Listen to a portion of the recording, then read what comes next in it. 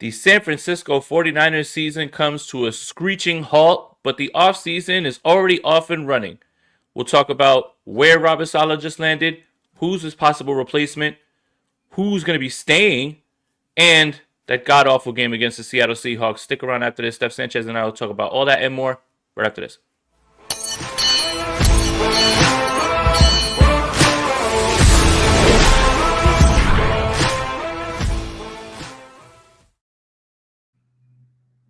I'm Jason Aponte. That's Steph Sanchez. This is the Bully Ball Podcast on the Gold Standard Podcast Network, the only podcast that wasn't benched in the fourth quarter on Saturday against Seattle.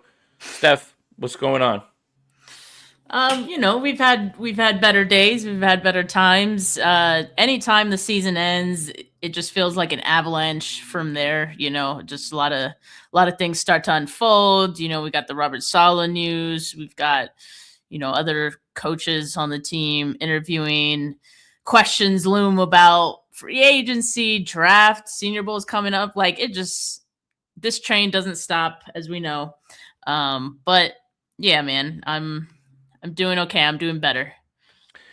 You know what else is good is we only have 2 more weeks of being able to use Sleeper, which means you still have a chance to win 1,000 times your cash on daily fantasy football. Pick stats like touchdowns, passing yards, receiving yards, fantasy points, and more. Up to 1,000 times payout on Sleeper. Get your picks right and you can win big. And for a limited time only, new users will get a free $20 entry. And don't forget, if you use our promo code GSP, you'll get up to a $100 match on your first deposit.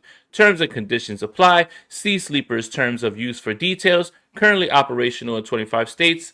Check out Sleeper today. And Steph, you already started it off and you hit on it. Robert Saleh, Cam Ward, you're in Robert Saleh's hands now. Pause. What are we thinking about? I mean, we clearly thought that he was gonna leave, right? Like this is something that there was too many openings, too many job openings, right? And it was gonna be more job openings when playoffs failed, right? Sean McDermott's gone; he's available now.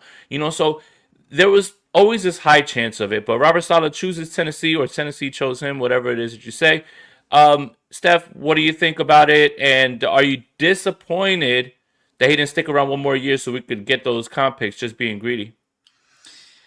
Being greedy is right. I mean, it'd be very selfish of us for him to want to stay, which we all were, right? Yeah. We were hoping for that, but I think he's got to do what's best for him, and for him, that's always looking for the promotion. And that he had a lot of opportunities. I think I was a little surprised that he landed on this one so quick. I guess I was expecting there to be a little more process to it, and maybe just like another week of him interviewing, getting into like final rounds and whatnot. But it seems like both sides made an impression on each other, and yeah, he's going to be with the Titans now. So obviously, I wish him the best. We love Robert Saleh out here, so wherever he goes, we're going to be supporting him. For anyone wondering, no, the 49ers do not get comp picks for Robert Saleh this time around, because he would have had to have stayed 2 years in order for the 49ers to have netted that. He only stayed the 1. So we got a rental. We got a Robert Saleh rental. How do you think the Robert Saleh rental went? It feels like a shame that he didn't have like the full arsenal to work with, Yeah, I thought it was great, and I think that across the league, people were probably giving him way more credit because of who was there, right? It's funny because we talked about it. I think if Fred Warner and Nick Bosa and this entire defense is healthy, I think the credit goes away from Saleh. I think those injuries actually made the coaching job more impressive, and more people were impressed with it than they would be if all those guys were there. So in a weird way, the injuries made him more of an attractive option as a coach because of what he was doing with less. So it's kind of weird when it comes to that. But I guess the question now becomes, the San Francisco 49ers are about to have another defensive coordinator. This will be the 3rd straight year, and I guess they're going to go with somebody who runs what they want. But if I could get my shit off real quick, Steph, just real quick, I promise this won't be long. Always. Can we get one of the better top defensive coordinators in here? That it doesn't matter what you want them to run, they have the better mind. Jim Schwartz, Brian Flores, one of them. Jim Schwartz is still not available to be talked to, by the way. He's still under contract with Cleveland, so they will be able to block that since it's a lateral move. Raheem Morris is somebody who feels like they will come in for an interview because you have to satisfy the Rooney Rule. But this feels like they're doing it all over again, and it's going to end up being Gus Bradley because it's the same system. They're going to run the same thing over and over. Murder me for wanting one of the top guys. I can't imagine how good this defense would be if one of the greatest defensive football minds would be here, Brian Flores, who is, by the way, that can't be blocked.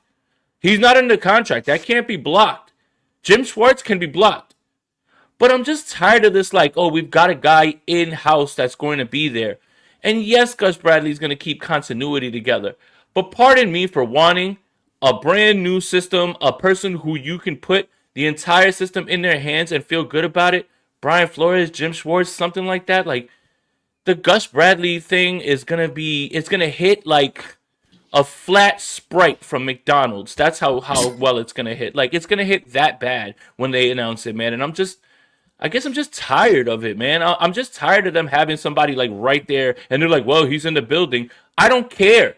Have we thought about getting the best guy that's available? And you're already paying Saleh the most amount of money that any defensive coordinator is getting. I don't pocket watch, but if you're doing it once, do it again. I don't know, Steph. This Gus Bradley thing is there, and I know it's going to happen, and I'm just going to be like, yeah, whatever, let's go. Do we know that it's gonna happen though? Like, I know that people are talking about it because it's the low hanging fruit. It's very easy. It makes sense given their history of who they've hired. And Kawakami's talking about it, saying like it's like when I start hearing those guys talk about him, it's annoying because I'm like, damn it, they do know something. Yeah, and they might. I mean, I definitely think he was hired for a reason because you did know Robert Saleh was not going to stay. And so you had a backup plan because you don't want to be in the situation that you were last year where you basically had to settle or like the previous 2 years, it feels like they had to settle. But let's not forget that they did go after Steve Spagnuolo, right? Like, and They did. you swing and you miss. And I think with some of the names that you mentioned, there's a better chance that you hit on one of those guys and you can possibly get one of those guys. The question is, do the 49ers, Kyle Shanahan, whoever makes these decisions, like, are they willing to be patient on some of these guys? Because as you mentioned, some of them could still get blocked. So given that, how quickly do they want to fill this role? They've been burned before by waiting too long. So like, what's like the right procedure here? I guess if all else fails, then you do have Gus Bradley waiting in the wings. That's probably a nice feeling for them to have because then they could say like, okay, let's take our time and see who else becomes available. At least that's what I would hope, that they would kind of survey the field a little bit and see what options are there. And yeah, I hope they're not too tied to the fact that they want to keep the system exactly the same. I agree. I think there's just some defensive minds in the league that, hey, if you can pair that with Kyle Shanahan on the other side, I mean, we're really cooking with gas. You know what I mean? So, and also, and I've been saying this for years now, the 49ers needed a lifer at defensive coordinator, some guy that sucked ass at being a head coach so bad that 49ers could keep him as long as they want. That's who they need. Yeah, and you know what? Here's another thing, right? Because I was like, I'd love for them to swing on Schwartz and on Flores, and they were like, well, though that's impossible because they run the wide nine. You don't think that those guys can run a variation of the wide nine? Like, I'll never understand that. Why do you think that it's just like the coaches that the 49ers pick that can run wide nine? And I would ask those people, do you know how many teams actually run wide nine? Like, so you mean to tell me if Robert Flores and Schwartz were in here, if they were, again, Schwartz can't be talked to because he's under, Cleveland's control, and, whoever their next head coach could be could kick him out, and say, we don't want you. But why are we acting like this wide nine is something that only like three guys can run? And what I mean by that is you can sign a Brian Flores or a Schwartz to do wide nine, and they'll do it less than somebody would, but they'll do it with more creativity. So I want you to take that and throw that out. Like, I don't want to hear that anymore about, well, he has to do the wide nine. They'll do their variation. Just because they didn't do it at the place that they were, they'll still do that. That's fine. And speaking of people that are talking about Gus Bradley, Matt Barrows is talking about it, and I think that Rob has the audio. Gus Bradley is the next guy up. I think the 49ers sort of, saw what happened with Steve Wilkes and Nick Sorensen and realized they didn't have anybody, in waiting, no heir apparent, ready to kind of step in. And they took care of that this year. They knew that Robert Saleh isn't going to be here for a long time. So they brought in Gus Bradley, and Gus Bradley already has a, fairly prominent role. I mean, he would talk to the team every Saturday night before games. So they're used to Gus Bradley. He's a very kind of congenial guy, friendly guy. I see him at their lockers all the time after games. Robert Saleh learned this defense from Gus Bradley. It's not going to be a system change and not going to be a culture change. So I would think that that's what they do if Saleh were to get a head coaching job. Done deal, staff. He's chummy, he's friendly, and he's gonna run the system. Done deal. Done deal. I don't understand why we're even wasting our time talking about it being someone else at this point, because it's going to be him. And this is what's annoying about it is yes, maybe you're being a little forthright and thinking, a little bit ahead. But man, it would be really nice to have one of the best defensive minds on football. Like Gus Bradley isn't that. It would be really nice to have one of those guys. And even if they don't, I'm sure Brian Flores wants to be a head coach. I'm sure of it. And I'm sure that there's teams that are going to look at, like now it feels like it's almost a given that he's going to be the Baltimore Ravens head coach, because that's kind of what's perfect. But I'm tired of this whole, like, he's been in the building and he's friendly with the guys. Let's get the best guys. Let's get the best coordinator that's out there. Why are you so set on this when the circumstances change and you have a chance to go talk to Brian Flores, go talk to Raheem Morris, go talk to those guys? Why are you going to bring them in for like lame duck interviews where you have no intention on trying to hire them because Gus Bradley's in the building and he's really friendly with the guys and he talks to... I don't give a shit about any of that, man. Are you better? Who's better? Are y'all trying to get better or are you trying to win games? Like, guys, Steph, you could talk. No, I mean, I agree with all of that. It feels very safe, right? And I feel like the Gus Bradley move to bring him in the same year that they hired Robert Saleh, I felt like the point of that was so they had a plan B in case, but that doesn't automatically mean he should be the plan A if Robert Saleh leaves. I just think it's that nice to have that if all else fails, we're not in that situation where we were in previous years where we have to settle for someone.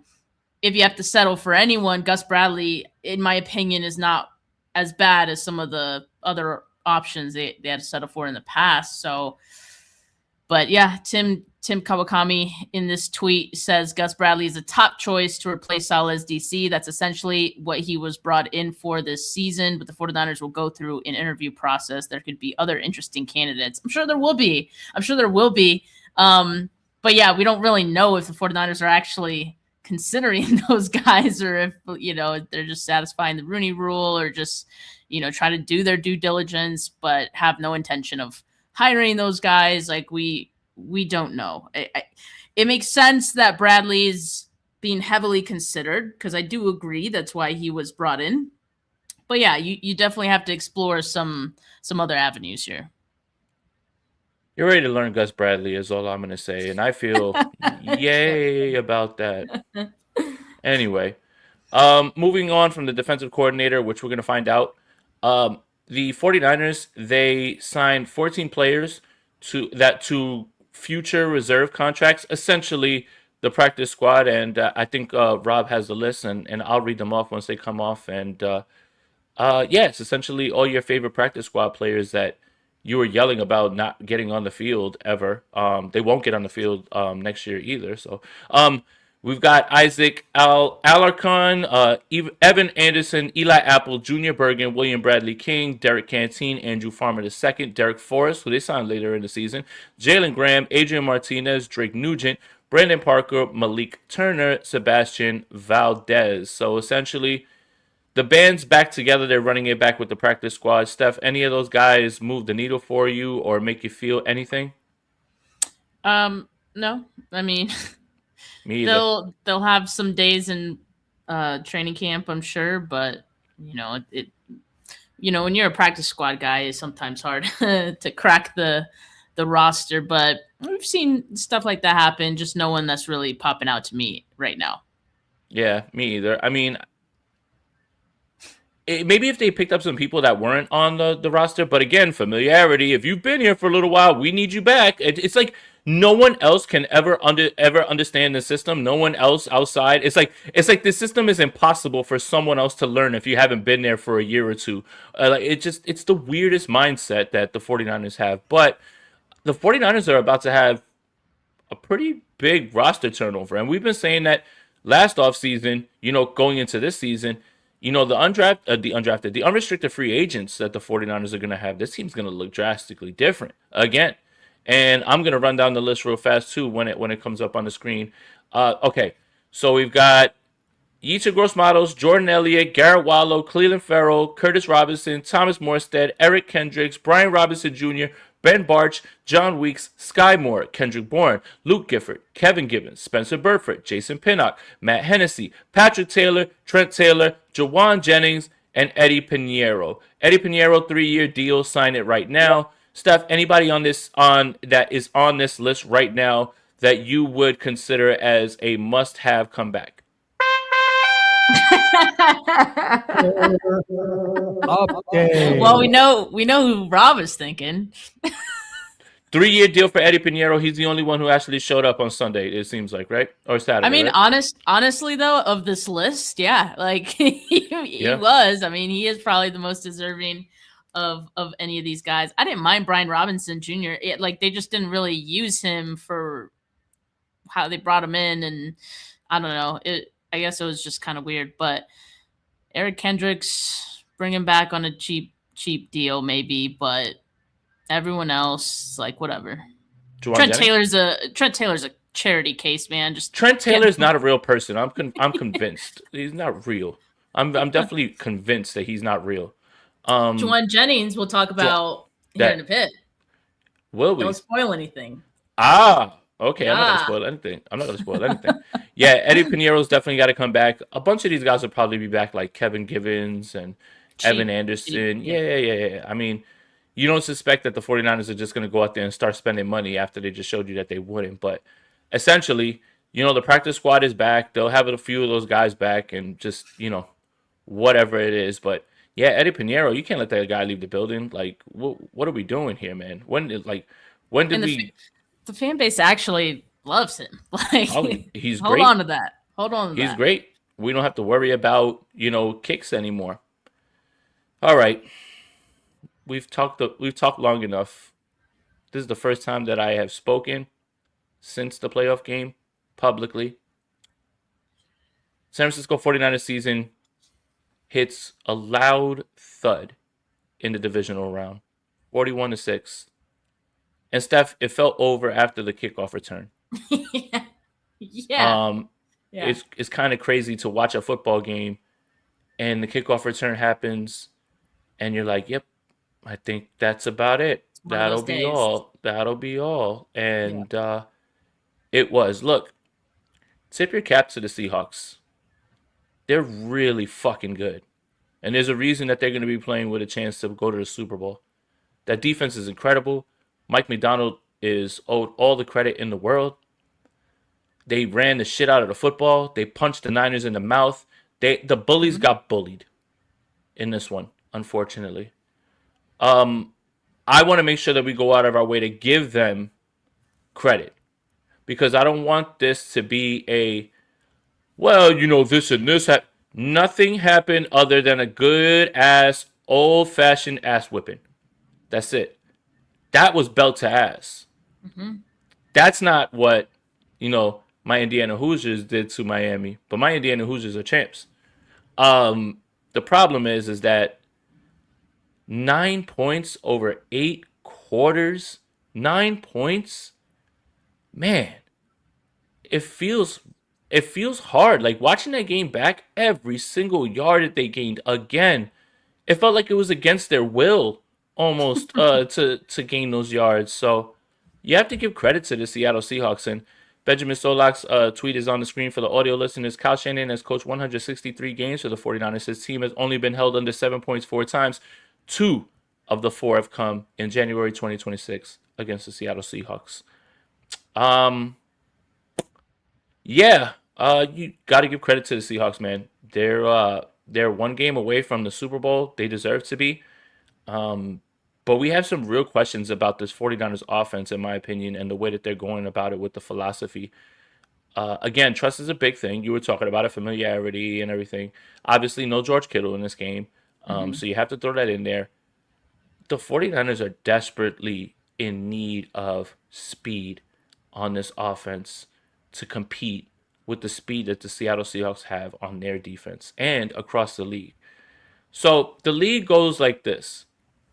Offense has it. Offense is running the league. Defenses adjust. And defenses have adjusted. That's why we don't have many 4,000-yard passers. Nick Wagner says, one thing 49ers are going to have to address this offseason, the need for speed. Thanks for stealing my idea, but okay. According to Next Gen stats, their average top speed this year was 12.81 miles per hour. That was the sixth slowest in the NFL. The only ball carrier to reach a 20-mile-an-hour limit, D. Winters on his INT return in Indy. Those are imperfect measurements, but still telling for the need for more juice. Yeah, you need speed to compete. You need you need offensive line now. Now is when I am sounding the alarm. Okay, you're not going to be able to scheme your way around this anymore. Okay, especially at left guard, you're not going to be able to scheme your way around this anymore. Those days are over because of what Seattle's able to do, what other defense is going to be able to do. Because the 49ers saw the top two defenses, and it was a rough go of it. Now, sound the alarm, offensive line, and you need speed. And what I mean by speed is the guy that you draft or whoever it is you sign has to play immediately. Not he'll play eventually, not he's getting up to speed. Day one contributors. And the 49ers need speed and offensive line as bad as they need oxygen at this point, Steph. I think what was somewhat frustrating with that is that I feel like they have looked to bring in speed and they just simply haven't really used the guys that they drafted for speed. Jacob Cowan, to be fair, though, has been hurt. We're not sure he even exists anymore. But like Sky Moore, for example, like here's the thing. They bring in speed, but it's not the type of speed that's like going to step on the field, and that makes it pointless because if these players aren't going to contribute, then what are we even doing here? They need a game changer. I mean, that's someone who can turn a game on its head, who could take over a game if they need to. The speed thing, yeah, maybe you can find, a speedy guy who can be a game changer, right? But I just think they need one guy who could do that. And yeah, it does kind of feel like some things are missing. I don't think the offense is their biggest issue, but I think if there is anything missing on the offense, it's just one guy that could be a threat like every single play. And they have guys like, I get it, Christian McCaffrey, he's a threat everywhere, but I don't know. The closest is Debo, and I'm not saying they need a player that same type of player, but I'm just saying they need someone with that attitude, with the juice. Yeah, with that same attitude and could turn a game on its head. Like that's what they had. Someone who can create momentum for you. That's it. So that's something they need to find. I think there's a lot of things they got to prioritize this offseason, and I'm not sure, quite frankly, if they have enough draft picks to address them all. That's kind of my concern right now. But I mean, I think it's clear as day what the needs are for this team. And what I want them to do, especially since they're kind of in this like still retooling years, right? They need to focus on winning the NFC West. And that's tough. That's a tall task, but that's what you have to do if you're trying to make the playoffs. Like, you got to get out of your own division first. And so, the 49ers have Seahawks defense, and they have Rams who could put up a lot of points as well. So you gotta build a team that could beat those teams. And again, that's a tall task, but you gotta be able to be competitive with them. So that's what they need to focus on. Because quite frankly, Seahawks, Mike McDonald, he was brought in to beat the 49ers, like Kyle Shanahan. Make no mistake about that. And it's looking like a pretty good investment on their part so far. So 49ers need to kind of flip that script in who they bring in the next couple years as well. Spend some bread on Alec Pierce, man. Just do it. I mean, his ability to stretch the field, the way that he's been able to look. If Alec Pierce is getting it done with Daniel Jones, for God's sakes, man, let's start to think about what that could look like in a Shanahan offense with his straight line speed. Alec Pierce is not only fast, he's real fast playing football. We did get some good news. Trent Williams is going to be back next season. That was kind of a shocker for me a little bit, for him to talk so quickly and say, yeah, I'm coming back. Just because he usually says, hey, I need some time before we think about that and everything as well, too. So I guess that's a good thing. But yeah, Alec Pierce is the answer in free agency. The problem is you're going to have to put that bread up. And will you? And does he want to come here? So, yeah, the 49ers just look. You got punched in the mouth a bunch of times. This is like when Mike Tyson gets knocked out by Buster Douglas. Even though it was way closer than that. I'm just giving an analogy on like watching him go down. It's just like watching this 49ers offense only be able to operate and get 9 points, and watch Kyle call that awful fucking option play on 4th down with Juice and Christian McCaffrey, and just that like scrambling for answers in this game. And it just felt like Kyle just had none. He had none. You have to start to wonder at this point too. Christian McCaffrey touched the ball 3,000 times last year. You just going to keep leaning on him next year as well too? I know George Kittle's optimistic, and apparently where his Achilles tear is has him on, with the ability of maybe coming back in week 1. But do you expect that same Kittle guy back? Can you depend on Ricky Pearsall at this point? Like, there's too many ifs. And yes, you're saying it. You said it, Steph. You absolutely, literally have to keep up with the Joneses when it comes to the NFC West, because everybody else is starting to separate themselves. And you have to keep up with players. So this offseason is going to be very interesting, man, in how the 49ers respond to this, because all those guys, aside from the defensive line guys who are veterans for the most part for Seattle, they'll be back. Mm-hmm. And Seattle's and Seattle's drafted very well. Okay, so they'll be back. This isn't a 1-year wonder thing, right? They'll be back. And if they're going to be in your way, and you have to assume that other people in the NFC are going to be able to improve themselves as well too, right? Teams are like one piece away that, all of a sudden next year. So yeah, the 49ers have to keep up with the Joneses. Like, you just watched the team that was running Juwan Jennings and Kendrick Bourne out there and Demarcus Robinson, and Seattle just laughing at you on defense and saying, yeah, keep sending those guys out there. Seattle's defense is what Philly thinks their defense is. and that's the hard part about it, is, yeah, you can create an explosive with Demarcus Robinson against Philly, against Quinyon Mitchell. You're not creating any explosives against this Seattle team. It's just not happening. So I guess the question that I'll ask you, Steph, is, Juwan Jennings, is he coming back because they just need a guy right away that they know who is familiar? Or does he walk because he wants all his money?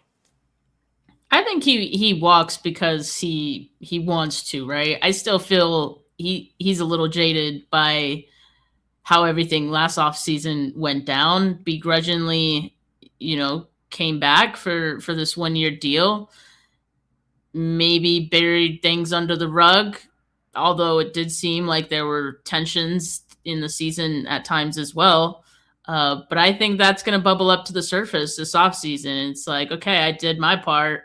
I'm out, thank you and goodbye. So yeah, I don't think he's going to be on the team next year.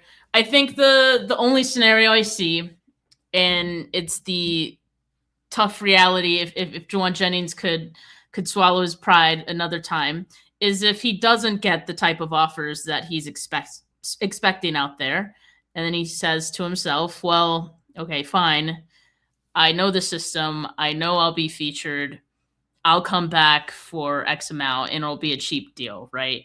But there's also the scenario where he's so he's so jaded and has a big enough ego that he says, I'm gonna take less money to not play with the 49ers. I don't care if you guys offer me even a little bit more than what I'm being offered here. I'm gone. So I can see that scenario as well. So in my mind, the more likely, way that this goes is him not being on the team. Here's the second question, and we'll get into we're gonna play a really fun game of fact or fiction. Now that we're 30 minutes in,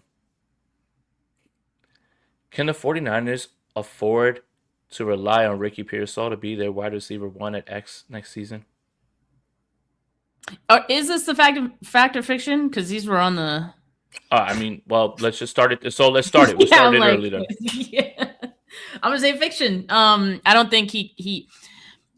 Okay, so the way Rob wrote it for us was Ricky Pearsall cannot be the 49ers number 1 wide receiver. I say fiction. I think he will have the opportunity to be, and so that's not a lock, right? I see this playing out very similarly to the D. Winter situation from last season, where the 49ers brought in, a lot of linebackers in that room, more competition, safeguarded themselves basically of not having to depend on just D. Winters and putting too many eggs into the basket of a player that is too often hurt, right?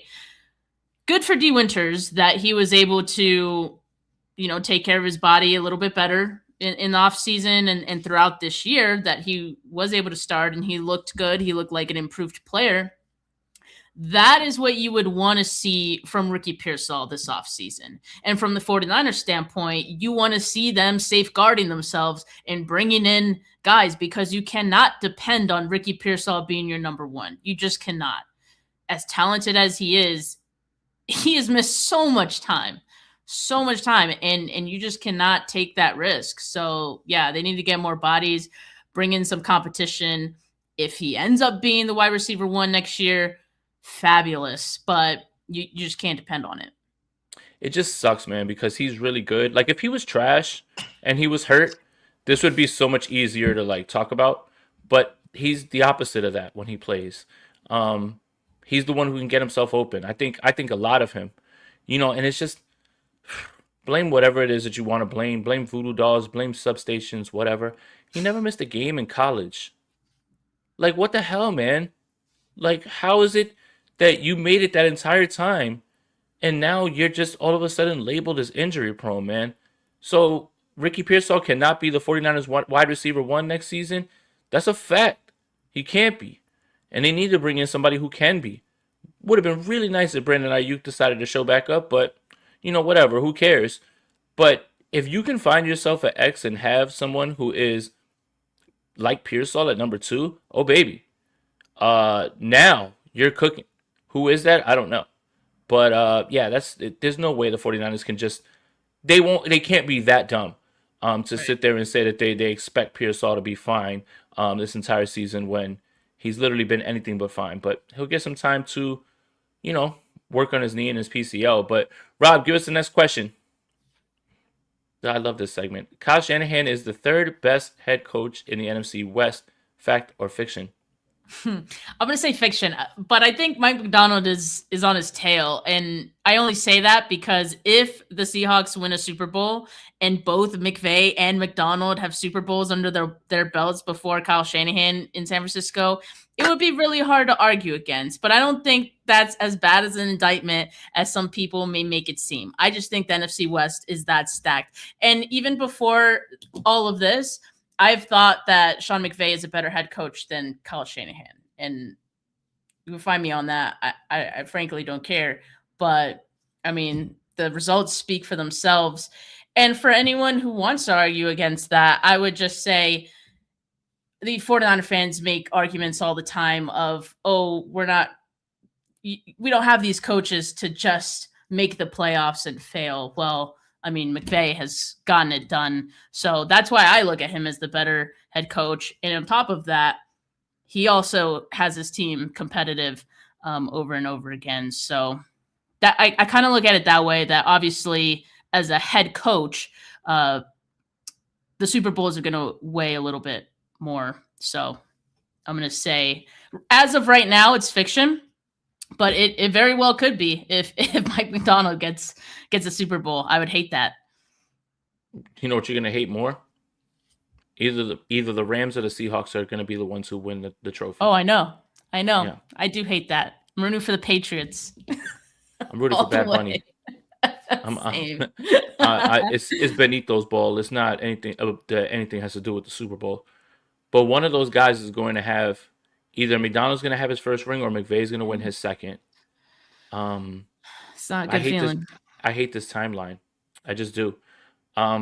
Because people are already, with the, fire Kyle thing and it's like that. Like, what are you talking about, man? Can you stop? Like, I know we're upset. The 49ers could have easily lost that game if they played their best game against Seattle. That's how good Seattle is. You just hate to see the 49ers go out that way. But, yeah, it's fiction now, but, oh, baby, in a few weeks, it could be something completely different. And one of those teams is going to be hoisting the Lombardi in our stadium. I just hope that it's Bad Bunny. Like, they just say, the game doesn't matter. Bad Bunny is a Super Bowl champ, and he gets to raise it. He's like, oh, my God. Unless you just have the AFC team winning, which at this point, that's what I'm a hope for. But which Jarrett Stidham's is on his way to the Super Bowl? Like, for God's sakes, man. Pats, man. Pats all the way. Pats, baby. Hell yeah. I mean, hey, listen, I never had a problem with the Pats before. They didn't do shit to me. Remember when they had the dynasty? Fine. Everybody's like, oh, I don't want to see them win again. Why? What did they do to me? They didn't beat me in the Super Bowl. I hate the Ravens. I hate the Chiefs. Like, they're the ones who actually, like, stopped me from, like, the Patriots didn't stop me from doing anything. Why do I hate them? So, yeah. Let's go Patriots. All right, Rob, what do you got next? Fact or fiction, the 49ers defense will be worse next year without Robert Saleh. I'd rather wait to see who the defensive coordinator is to Gus Bradley. Answer. That's right. So assuming it's Gus Bradley, and let's just say all things stay the same, which they won't. They'll bring in more guys, but I think it could be worse. Because I just see when they didn't have Saleh, when they didn't have D'Amico, and all other defensive coordinators, when they didn't have those guys, were pretty bad, So I think it could be worse. Although because of the injury, it's kind of unfair to compare, like because of the injuries that Robert Saleh had to deal with. Objectively, this year's defense was not great, But I'm gonna say, if it's Gus Bradley, I'll say fiction, because I think if you have Fred Warner and Nick Bosa and you add in that Drusher, which they need to, like, could be better. It's fiction. The 49ers defense will absolutely be better. Nick Bosa, Fred Warner, Keon White's under contract, Bryce Huff is under contract, Michael Williams will be back. Perhaps this secondary, who has completely regressed, will not regress in the way that they have under Gus Bradley. Call me an optimist, call me somebody who's delusional, but I do think that there's no way that you can get those guys back and say that this defense is going to be any worse when we're running Cleveland Ferrell out there on every single down. And then you have to think about Alfred Collins and CJ West and the rotation of guys. They'll absolutely be better. So give me back Nick Bosa, give me back Mike Kell, give me back Fred Warner. I'll be fine with that. I think they'll absolutely be better because it's hard to be any worse. And also third place schedule for the 49ers. You could win 12 games and end up with a third place schedule. That's still moving in their favor. So yeah, this is absolutely fiction. They definitely won't be worse when you get everybody back. Rob, what's the next one? Fact or fiction, the wide nine is still the best system for the 49ers defense. Steph, wide nine aficionado. Let me know what you think here. I'd say fiction. I don't know if it's the best, but it's probably what not probably. It's definitely what they're comfortable with. But that's not to say that they can't. I mean, you were saying it earlier. They could have variations of it. They can, Correct. even with the personnel that they have. So that's not to say they can't change it, but I think there would be some growing pains with that, which I'm not sure they're willing to go through. But yeah, I'll say fiction. Yeah, you need players to run wide nine, right? Like that's not one of those like players lift scheme. Scheme does at times it lifts players, but they're gonna keep it because that's what Chris Kosarek's comfortable with yelling at the coaches at the players about. So I don't know if it's the best system, but it will be the system. So I don't even know if I really answered the question, fact or fiction. That it's just what it's gonna be. They're absolutely gonna be right back with it because they feel with their personnel is the best way to do it. So yeah, I kind of dodged that one a little bit. Rob, what's the next one? Fact or fiction, it's time for Kyle Shanahan to lose control over the roster to a real GM. Ooh. So, real quick, let me put a buffer on this one real quick.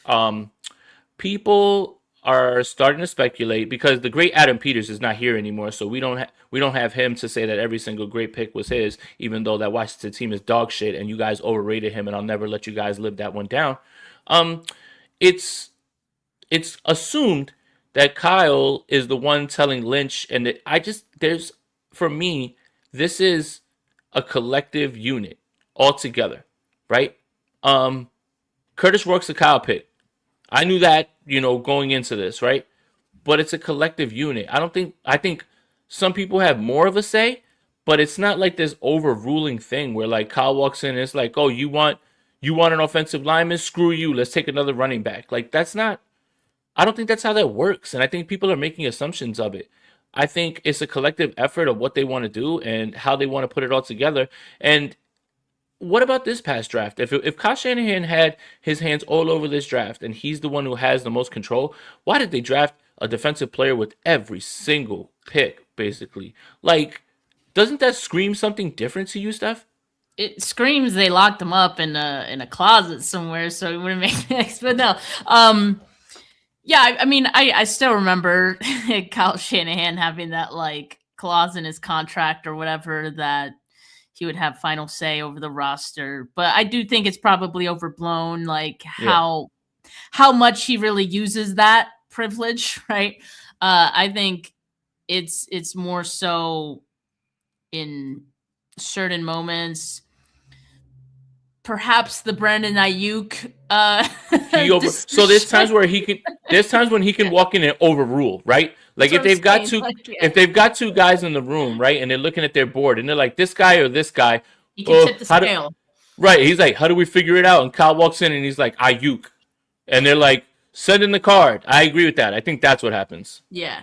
But here's what I'll say to kind of answer the fact or fiction. I think fiction. I think the way this season played out had nothing to do with Shanahan's final say over the roster. So Correct. I think this is a little ridiculous. And again, I think his control over the roster is largely overblown. I think Shanahan and Lynch, among the other guys in that building, scouting department, everyone involved in these decisions, like you said, collective decisions are made. They weigh everything.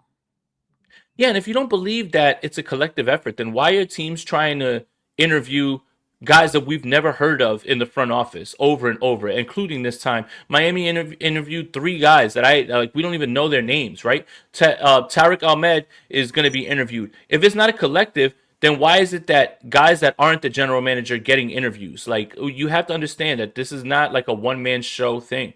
And if it was, why? And if it's so bad, then why on earth do people want to get a little bit of the sauce from the 49ers and try to take the people that are making the decisions there? Ask yourself that. We have a tendency to blow things out of proportion when it comes to players because we expect them to be impact players already. But people respect the process outside the league. And if you don't believe me, believe the people that are going to asking for the assistant to the general director of personal like, who the hell are these guys? But people are asking for them to be interviewed. So don't don't we're not doing this. We're upset right now, right? We're upset because you wanted Alfred Collins and C.J. Weston. By the way, Upton Stout was really good, and down the stretch, he probably was one of the better football players on the field, right? Like, we're upset because we lost this way, but you can't be upset because guys didn't really get it together in like year one. Like, think about how other people view this team and how they view their process, and why is it that people want to get a little piece of the sauce by asking for people that we've never heard of? The coffee runner to the general manager, the assistant to the coffee maker. All of these guys get interviews, but yet everybody's like, man, this process is really bad. Why is that? Why is that? I just ask yourself that one. All right, what's the next one?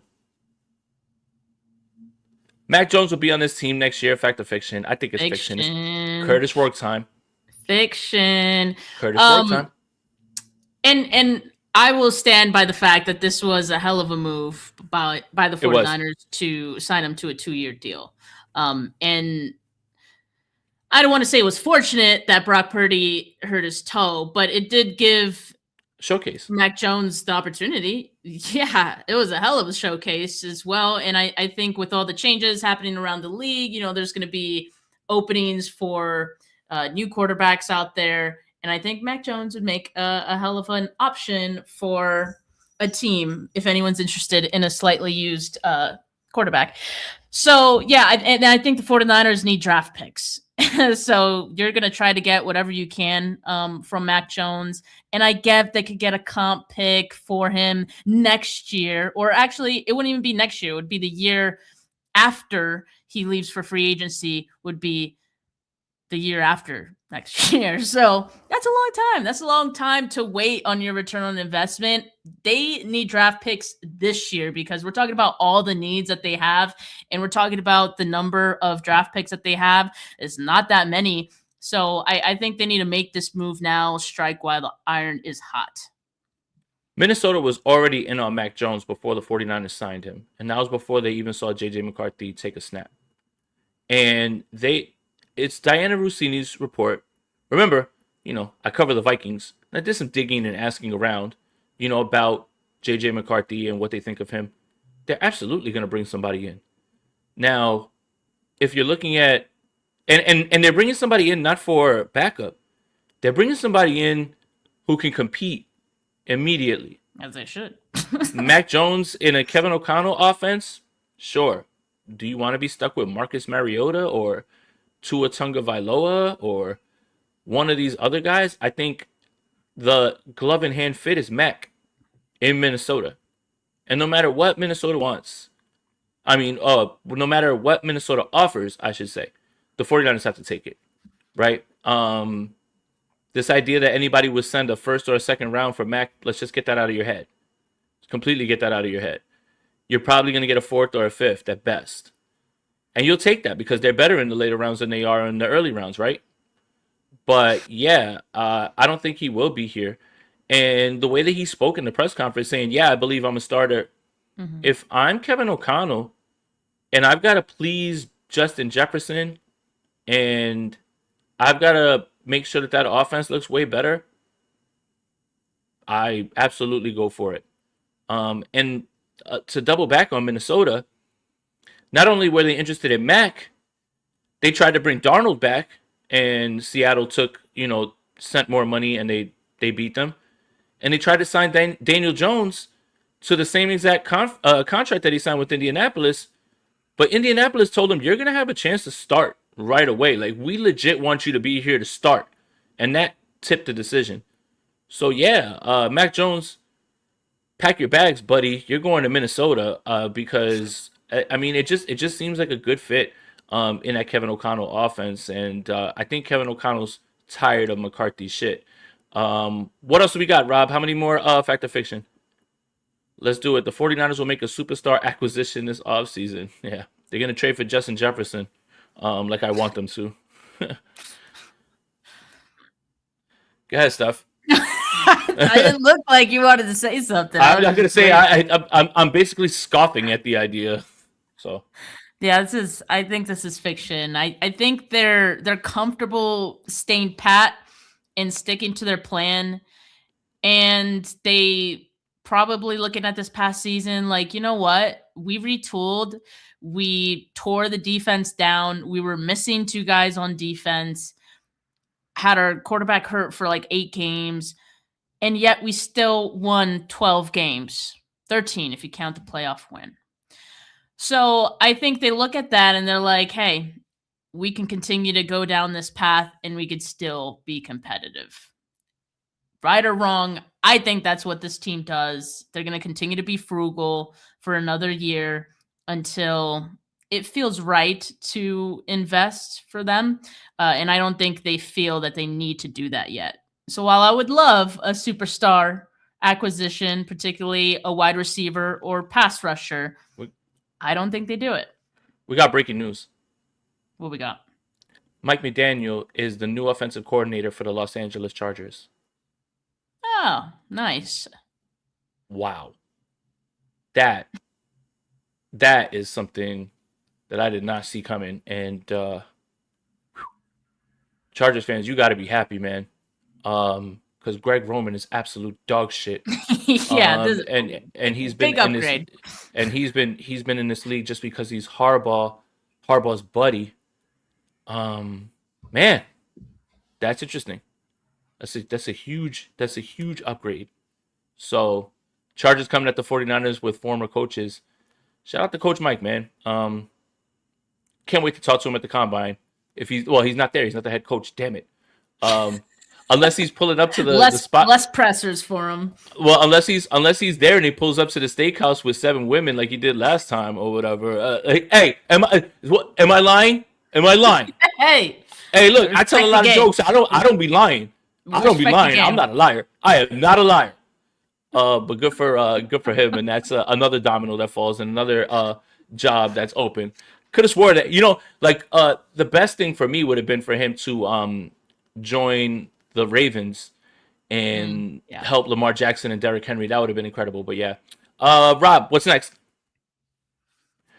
Fact or fiction? The NFC West now belongs to the Seahawks for the next 3 to 5 years. I'm gonna say fiction because belongs is a strong word, and we see the Rams, Seahawks, and 49ers go, up and down, back and forth all the time.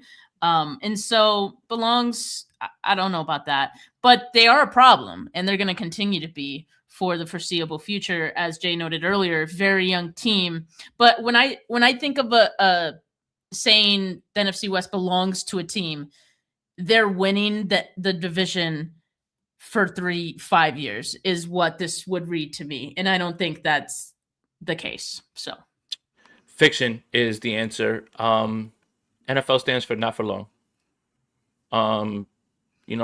If you would have asked this question about the 49ers a few years ago, you would have just said, yeah, they're going to run away with the division. Starting in 2019, they're running away with that division every single year. Circumstances happen, things change. It's a knee-jerk reaction to say that this is now Seattle's division. When you know that the things that are outside of your control, like electrical substations and injuries and things like that, can derail people's seasons. So, I think this is fiction. We got one more from Rob. What do you got? Fact or fiction? Pass rusher is the number one need for the 49ers this offseason. I like this one. I'm going to say fiction because to me it's a toss-up between pass rusher and wide receiver. I would not be mad at either of those being priorities in the first priority in either the draft and or free agency. So both big needs. And someone asked in the chat, Fable JVC 2801, you drinking that electrical substation Kool-Aid? I'm not, my friend. I have a brain and I'm being very sarcastic. Okay? Please don't lump me into those people who are dumb. And if you do believe in that, please seek help. Please. Yes. Pass rusher's up there. I will say that. Pass rusher's up there for sure. But the 49ers do need speed, and they do need a wide receiver that can get themselves open. They also need a tight end. Because how much more can you ask from George Kittle at this point? Depending on how the board falls, 27th is where they'll pick. And 49er Faithful Dave from PA32 says they need to draft Kamara from Indiana. More Indiana players. They just won a national championship and beat the brakes off of everybody. Who was in here last time? Was it me and you doing the show that we were talking and somebody was in here like, oh, Miami's gonna beat Indiana, and I'm like, no, they're not. Indiana's gonna win the national championship. That's exactly what happened. So that's why Mac Jones is not gonna be here. Maple Missile, Curtis Rourke. The reason that this program got on track to get it to Mendoza was Curtis Rourke, and he's a prototypical Kyle Shanahan quarterback. That's the reason you move on from Mac. It's Curtis Rourke. You guys think I'm trolling. I'm not. I'm dead ass not trolling. I knew for a fact that he was going to draft him. I tweeted it 6 months before the draft happened. There's no way that Kyle's not going to walk away with Curtis Rourke. He is literally the epitome of a Kyle Shanahan quarterback who sees the field. He's big. He has an arm. He throws with timing and anticipation. It's a done deal. Whatever you can get from Mac, then like whatever. Like if you get a fourth or fifth, cool. Bye. Curtis Rourke's your backup, and Adrian Martinez will back him up. So yeah, they're fine with that. Like stop playing with Curtis Rourke. Like I don't understand what everybody's like. Oh, we got to keep Mac and let him walk. What? No, trade him now. You need picks right now. Yeah, you need picks. You need picks right now, and you got to strike while the iron's hot, right? C.J. West, Curtis Rourke, Kamara, and you know what else too? Bring me Omar Cooper because you are a San Francisco 49ers. So, all right, Steph. I guess we can talk about it, for like 2 minutes. What's your overall feeling about this season? I still have positive thoughts about it. I think it was a hell of a run for what they had. And as stacked as last year's team was, they were so disappointing. They just could not finish games too often, just couldn't care to show up. And this year's team was the exact opposite. They surprised me so many times in which I counted them out myself and I was like, yeah, we probably lose this game, and they won it anyway. And so, yeah, the way it ended definitely stings, right? You hate to go down like that in a playoff game, much less against a division opponent. And, you'll be hearing about it for the foreseeable future until 49ers turn that tide. But I'm still proud of the season and what they showed. I'm proud of the young guys, especially, on defense, a few that I feel have grown like throughout the season. Upton Stout, Alfred Collins, CJ West, like those guys are going to be all right, and I'm glad that they got a lot of playing time, experience, and looking forward to seeing what they look like next year and who else the team brings in. But yeah, I think we should still continue to have some fond memories on this year for sure. I absolutely loved this season. I hated how it ended. It ended with a loud thud, but man, the way this team fought, the way every time you threw something at this team, they kept on going. A lesser team would have absolutely folded, and that's what's got me good for the future, believing in this team down the stretch. Later on, is the culture. Guys are going to be there. Guys are going to get hurt. It's going to happen every single year. Will they continue to fight? And we don't make excuses and we say that, oh, the injuries are happening, this and that. No, you just next man up, do your job. I love the mentality. This is one of the most fun seasons I've ever had to cover. I understand 2023 and all the other seasons. I understand. I'm just talking about from like how you say it, Steph. Nobody believed in us. And how many times we beating Philly, honestly, and I know the Super Bowl or bust people are going to cry about it in the comments and just get your Kleenex. But beating Philly and sending them home, and that's what I'm going to remember from this. I'm going to be like, you know what? Not a bad season. Sending those chumps home. That was, you know what? I'll take it. And I know you Super Bowl or bust people are going to cry in the comments. Just get your Kleenex and keep crying. I said what I said. Sending the Eagles home in Philadelphia. Now, I feel fine about it. Now you got to get back in the saddle. You got to get into this offseason. You got to rebuild this roster. There's going to be roster turnover. You got to find a new defensive coordinator. But we're right back. And even though the season's over, the content never stops with the San Francisco 49ers. So there is no offseason. But I wanted to thank you again, Steph, for going through another season, with me and doing this. And yeah, this is one of the more fun seasons, man. And I'm looking forward to, the content that we're going to have this entire offseason, from Senior Bowl to the Combine and all that stuff. I'm really absolutely, yeah, I'd rather send the Seahawks home. Anthony, yes, clearly, you're missing the point of what I'm trying to say. You can't eliminate Seattle until you eliminate Philly, and Seattle was just better this time. I don't understand that one. We're not. I'm not saying that I'd rather choose one or the other. You had to do one before you did the other. You just didn't get the other one home. But the fact that sending Philly home lost people their jobs, and we can make fun of Vic Fangio's meatballs and Big Dom, and I'm good with that because they popped all the shit in the world. So it is what it is. Control what you can control. Of course, I would love to see them have playing a game this weekend, but I'm straight with sending those bumps home and sending that DoorDasher. Like, look, Jalen Hurts is delivering food right now. He's delivering some hot food right now to somebody because he needs the job in the offseason. So I feel good about that. I feel okay about that. I'm fine. Big Dom is driving Uber right now because he's out of work too. This is way too early. You guys don't like that idea? You guys don't like that idea? I'm fine with it. I'm just saying, I would have loved to have beaten Seattle.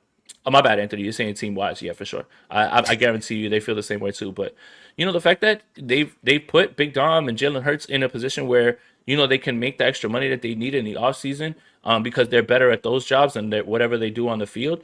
Yeah, good for them, man. At this point, and the band's gonna disband. AJ Brown's gonna be in another team. I like it because it's the last two times the 49ers have beaten the Eagles. Big changes have come, and Lane Johnson admitting in 2023 that the 49ers broke them. That's one of the best feelings I've ever heard in my life. And to actually send them home in a playoff game, that's what I remember about this season. So that'll do it for this. Well, Big Dom doesn't do DoorDash for by life. He does Uber. That's different. Jalen Hurts is the DoorDasher. That someone got their food 2 minutes earlier because he got tush pushed into dropping them in there. All right, that'll do it for this episode of Bully Ball on the Gold Standard Podcast Network, guys. Make sure you're subscribed to the Gold Standard Podcast wherever you get your audio podcast. Make sure you like this video, subscribe to the channel. There is a hype button. All you have to do is scroll to the side on your mobile app and move it to the left. It's right next to save. I've looked at it. It exists. Hit that hype button if you're watching this and you have not watched it live. Follow Steph on Twitter at Steph49K. Follow me on Twitter at JasonAponte2103. Steph, what a season. But, don't smile because don't cry because it's over. Smile because it happened. I'm wearing that out on a daily basis. For Steph and for Jay, we're out here. Peace.